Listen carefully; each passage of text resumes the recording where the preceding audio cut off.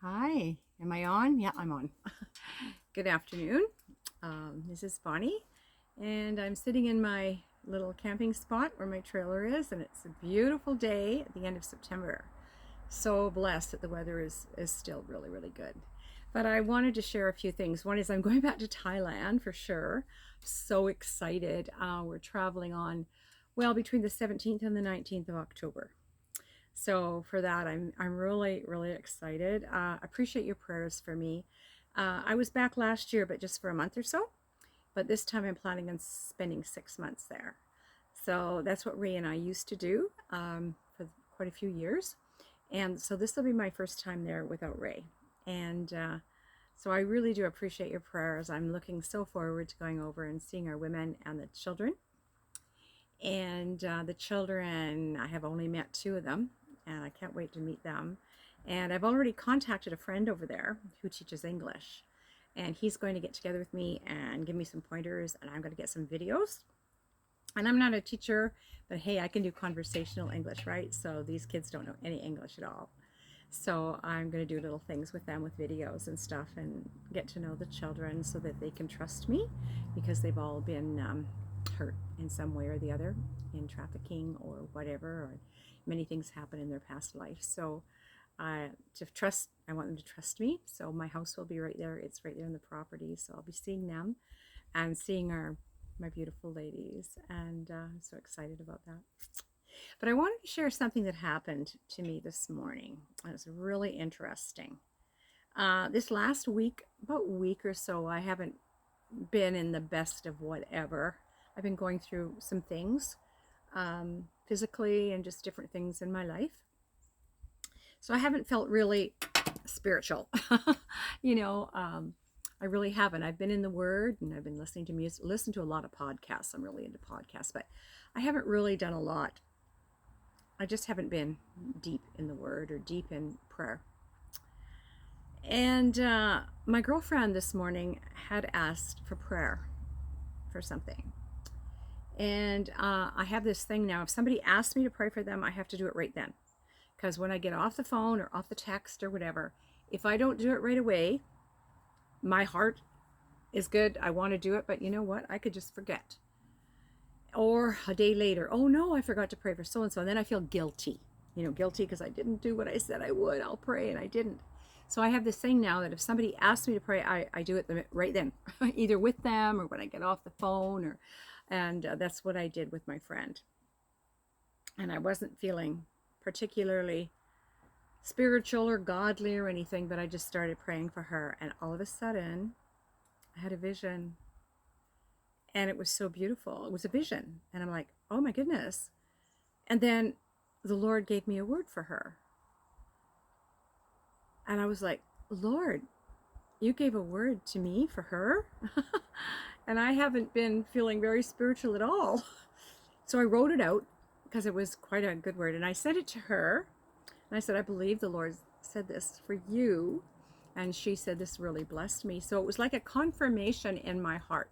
So what that did to me today is it encouraged me. It lifted my spirit up when I could actually hear from God and be able to share with a friend, to encourage them or to correct them or to do whatever. But it was totally a word of encouragement. And it made my day. And I just remember that in the Bible, it talks about we need to be instant in season and out of season. And I take like that, be instant in season when you're right there, be instant out of season when you're not right there. And yeah, and that's what it was. It was an instant out of the season, preach the word, tell her what I believe God said. And it reminded me of how many years ago, we're supposed to give a hope. We're supposed to give an answer for the hope that's in us. And some people might ask me like, oh, you're a Christian, and why are you a Christian, and all this kind of stuff. And I remember back after Ray and I gave our hearts to Jesus Christ, that we had an amazing testimony. And we actually traveled through America in a van with our daughter, going from church to church and telling our testimonies, how how God saved us. Like ours was not a normal, like, oh, I was brought up in church, or I went to church and when I was a little girl and gave my heart to Jesus. None of that. Ray and I didn't have that in our background at all. So when we got saved, it was a big thing. It was like, it was so real, and there was such an amazing story. So we gave our testimony. And I remember those years were the years that you were just feeling so filled with the Lord, because the more you talked about your story on how you came to the Lord, the more you were built up. But then years go on and things happen and things change. And we didn't do our testimony anymore, though we did it the odd time at churches if people asked. And then New Rain happened, the vision for New Rain and helping orphans and widows, which is all wonderful. It's all biblical. But that same thing I had when I was a brand new Christian, how people would ask for the hope that's in me. I tell them my story. I would say, well, this is what happened to me. And it just hit me, Lord, we go through these different stages, don't we, in our life? Stages, chapters of our life, and they're all different. We start out young. I'm not young anymore. Oh my goodness, I'm in my 70s. I'm like, Lord, what do you have for me? But here, my girlfriend asked me to pray. And maybe to you that's not a big thing, but to me, it encouraged my heart that God, you do speak. You are speaking to me right now to give an encouraging word to my girlfriend. So don't ever think that God is not speaking to you. Don't ever think, well, I can't pray for that person. Who am I to pray for that person? Nothing's happening in my life. Don't ever go there.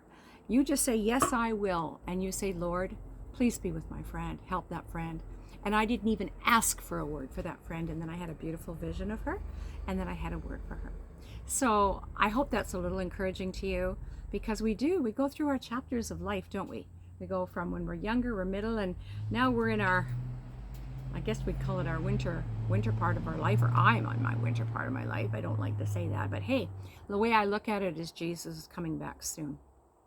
I've been in, my friend and I are studying Revelations together, and it's all about the end times, and wow, is it ever interesting.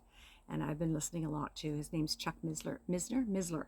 He's passed away now, but I love the way he explains Revelations. And you know, it says it's the only book in the Bible that you're blessed if you read it. Not that you're not blessed by reading everything, but there's a special blessing in reading the book of Revelation. So that's what I've been doing. But anyway, heading back to Thailand, I was at a ladies' retreat a week ago. There was 8 ladies at the retreat, and there's 8 ladies right now in New Rain, Rays of Hope. So I had each one of them pick a name from a hat, and they prayed or had a word for that girl or that woman. And I sent them right over to Thailand, and our manager didn't have time to do them all, but she did, I think, just a few of them. And my one girl got back and said how excited she was. So I'm going to give you the names of our ladies. And if any of you feel like you want to pray or you have a word for them, you tell me. I'm going to quickly tell their names, and if one resonates with you, that's awesome. Tida, Oi, Naya, Pat, Pry, Ton, Bo, and Nim. So if anybody wants to send a little word for them, just email it to me if God has said something to you about them. And anyway, God bless you guys. I love you. And next time, maybe I'll do one more before Thailand. Not sure. Bye for now.